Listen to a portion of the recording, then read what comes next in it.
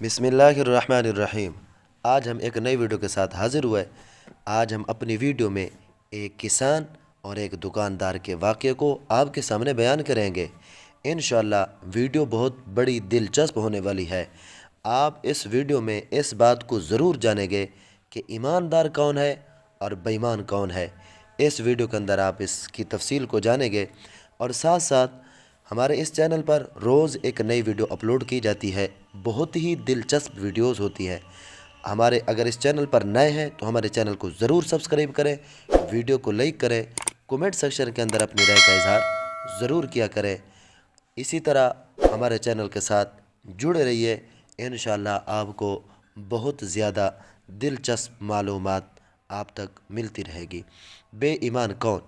کسان کی بیوی نے جو مکھن کسان کو تیار کر کے دیا تھا، وہ اسے لے کر فروخت کرنے کے لیے اپنے گاؤں سے شہر کی طرف روانہ ہو گیا۔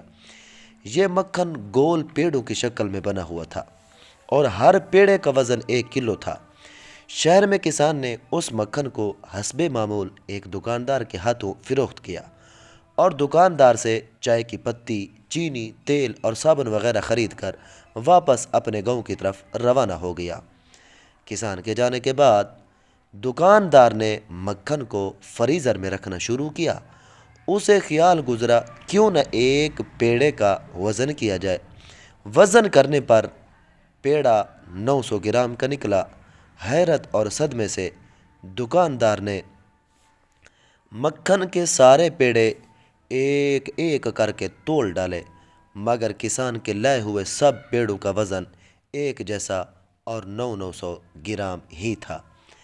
اگلے ہفتے کسان حسب معمول کے مطابق مکھن لے کر جیسے ہی دکان کے تھڑے پر چڑھا، دکاندار نے کسان کو چلاتے ہوئے کہا کہ وہ دفع ہو جائے۔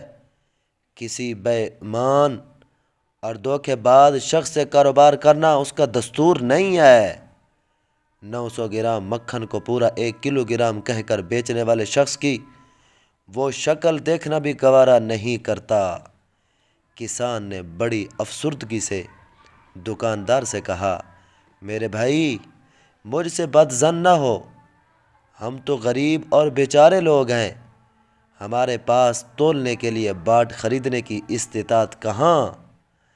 آپ سے جو 1 کلو چینی لے کر جاتا ہوں، اسے ترازو کے ایک پلڑے میں رکھ کر دوسرے پلڑے میں اتنے وزن کا مکھن تول کر آپ کے پاس لے آتا ہوں۔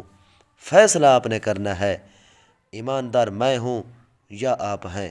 ویڈیو اچھی لگی ہو تو ویڈیو کو لائک کریں، کومنٹ سیکشن میں اپنی رائے کا اظہار ضرور کریں۔